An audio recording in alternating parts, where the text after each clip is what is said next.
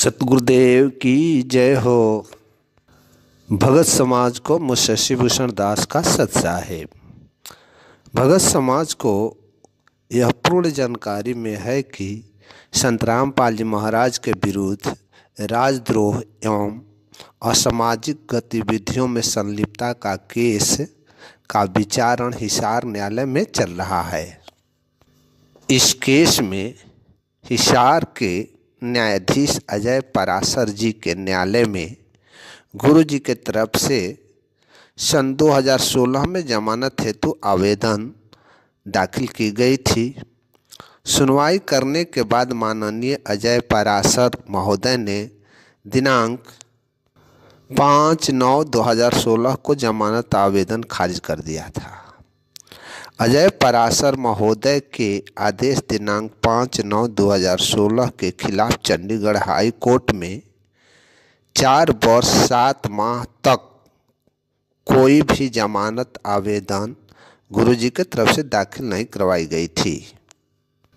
इसके बाद जब भक्तों में कानाफूसी होने लगी कि आखिर गुरुजी का जमानत आवेदन चंडीगढ़ हाई कोर्ट में फाइल क्यों नहीं की जाती है, तब मैनेजमेंट ने 4 वर्ष 7 माह के बीतने के बाद अप्रैल 2021 में अजय पराशर जी के जमानत आदेश दिनांक 5/9/2016 के खिलाफ गुरु जी का जमानत आवेदन चंडीगढ़ हाई कोर्ट में दायर की, जो दिनांक 23/4/2021 को माननीय न्यायमूर्ति हरमिंदर सिंह मदान चंडीगढ़ हाई कोर्ट के सिंगल बेंच में लिस्टेड हुआ।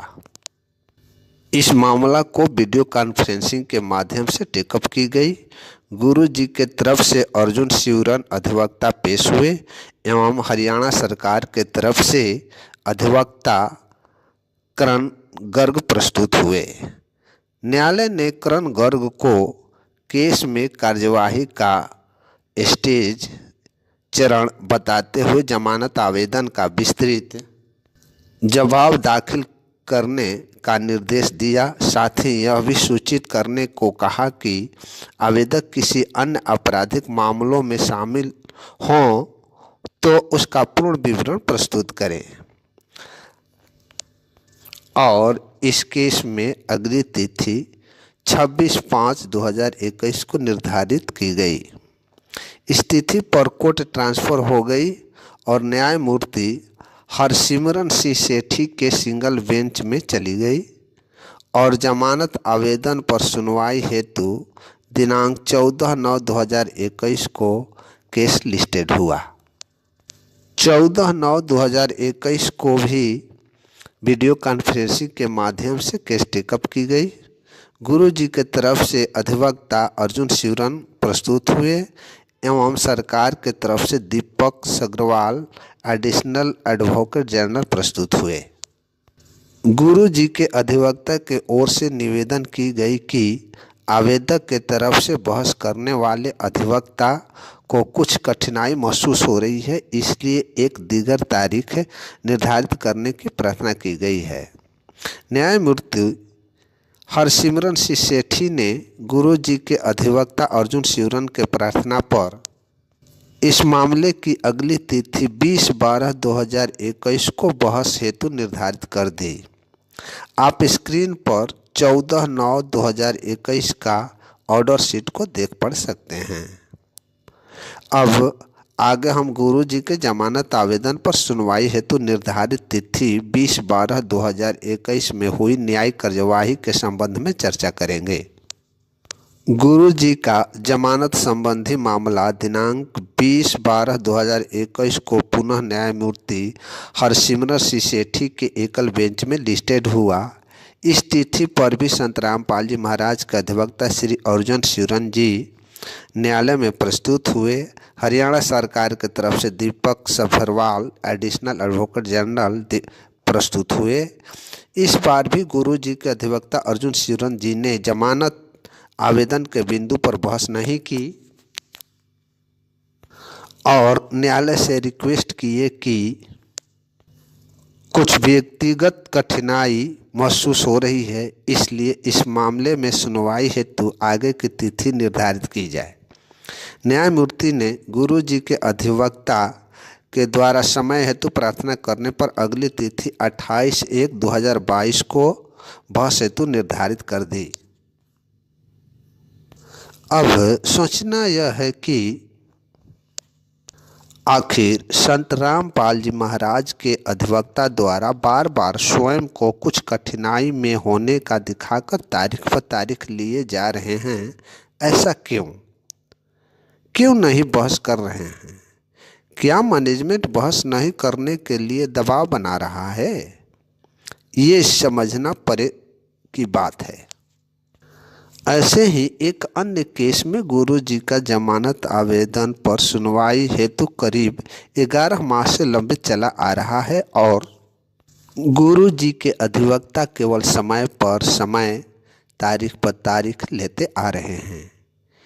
उस केस में भी अगली सुनवाई की तिथि 17/2/2022 को निर्धारित चंडीगढ़ हाई कोर्ट द्वारा की गई है और ये गुरु गद्दार, अपने को तत्वज्ञानी घोषित करने वाले नासमझ लोग, अपने को महान शिष्य स्वयं से घोषित करने वाला कहते हैं कि संत रामपाल जी महाराज स्वयं से जेल गए हैं और वे स्वयं से ही जेल से बाहर आएंगे।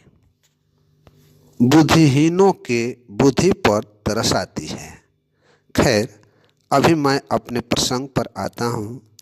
गुरु जी के विरुद्ध चल रहे राजद्रोह वाले केस में जब जमानत आवेदन हिसार न्यायालय का सत्र न्यायाधीश माननीय अजय पराशर जी ने दिनांक 5/9/2016 को खारिज कर दिया था, जिसके खिलाफ 4 वर्ष 7 माह के बाद मैनेजमेंट ने चंडीगढ़ हाई कोर्ट में जमानत हेतु आवेदन दाखिल कराया था, जिसमें गुरु जी के तरफ से मैनेजमेंट द्वारा रखे गए वकील बहस नहीं करके तारीख पर तारीख लेते आ रहे हैं, जिसमें 28/1/2022 को माननीय न्यायमूर्ति हरसिमरन सिंह सेठी के बेंच में जमानत पर बहस हेतु लिस्टेड हुआ।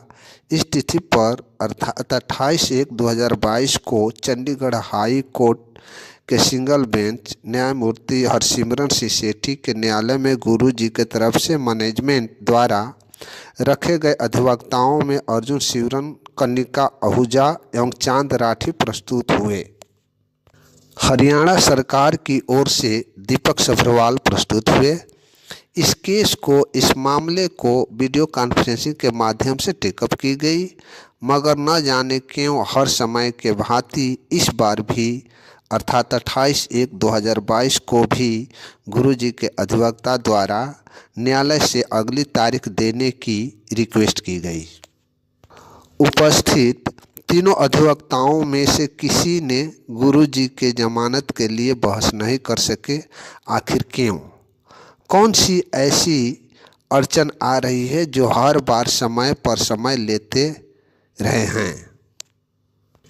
इसका कारण क्या है? आखिर मैनेजमेंट भक्तों के बीच क्यों नहीं इस बात को सार्वजनिक कर रहा है? सबको कारण का पता मिलता रहता तो पारदर्शिता रहती। बहस नहीं करना एवं स्वयं तारीख पर तारीख लेना शंका का विषय बन जाता है। 28/1/2022 को कौन सी परिस्थिति या कठिनाई आ गई थी जो 3 अधिवक्ताओं के उपस्थित रहते हुए भी बहस न कर तारीख के लिए न्यायालय से रिक्वेस्ट की गई, जिस पर न्यायालय ने गुरु जी के अधिवक्ताओं के रिक्वेस्ट पर व प्रार्थना पर अगली तिथि दिनांक 26/4/2022 को निर्धारित कर दी है। 28/1/2022 के आदेश की कॉपी इस वीडियो के स्क्रीन पर आप देख पा सकते हैं। बता दूं कि दिनांक 29/1/2022 को हरियाणा जागरण अखबार में एक समाचार छपी कि रामपाल को नहीं मिली जमानत, सुनवाई स्थगित, जिसे पढ़कर हमारे भगत भाई बहन अनेकों प्रकार के अटकलबाजी लगते हैं, वास्तविक तथ्यों से वाकिफ नहीं होते और षड्यंत्रकारियों के षड्यंत्र में खाद बीज पानी से सिंचाई करके षड्यंत्रकारियों को और मजबूती देते चले आते हैं। खाद बीज से पानी से सिंचाई न करके उन षड्यंत्रकारियों से सवाल करो, पूछो कि आखिर क्या कारण है कि बहस नहीं हो रही। वकील क्यों नहीं बहस कर रहे हैं? बहस नहीं करने का क्या कुचक्र है? इन सब की जानकारी लेना हम सभी भक्तों का अधिकार है। मगर आज 90 से 95% भगतगण को वास्तविक जानकारी लेने एवं रखने में न जाने क्या परेशानी आती है, यह परमात्मा ही जानते हैं। सबसे बड़ी विडंबना है कि हम मूर्ख बुद्धिहीनों भगत समाज उस सतगुरु के सत्य की जानकारी रखने की चेष्टा नहीं करते और षड्यंत्रकारियों के हर एक षड्यंत्र का बोझ जानबूझकर अपने सिर पर लिए फिर रहे होते हैं। दान पाठ करना बिना सतगुरु के सार नाम ले सतलोक जाने का विमान के खोज में लगे पड़े हैं। भले ही सतगुरु कुआं में पड़े हों, कुछ नहीं, अधिकतर भगत दूत के कहावे बझावे में पड़े हैं कि भला परमात्मा को कौन निकाल सकता है। वे स्वयं गए हैं और स्वयं ही बाहर आएंगे। ऐसे बुद्धिहीनों से मेरा एक सवाल कि कबीर परमात्मा का दरिया में स्नान करते वक्त लंगोट बह गया था तो द्रौपदी को साड़ी फाड़ फाड़ कर लंगोट देने की क्या जरूरत थी? वह तो परमात्मा था, स्वयं लंगोट बना लेता और दरिया से बाहर आ जाता। मगर द्रौपदी ने ऐसा नहीं किया। उस परमात्मा को साड़ी फाड़ कर लंगोट की व्यवस्था इसलिए की थी कि वह संत विपत्ति में है। उसे दरिया से बाहर निकालने के लिए हमें प्रयास करनी चाहिए।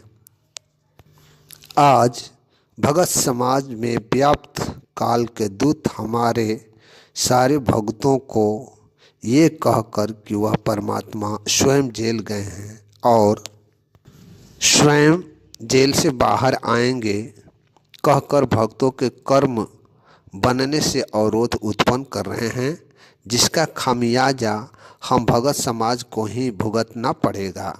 इसलिए संभालने का अवसर है। सत्य को पहचानो और Sat Saheb charitable and human welfare trust के उद्देश्यों के पूर्ति हेतु किए जा रहे प्रयासों में बीख डालने से बचो।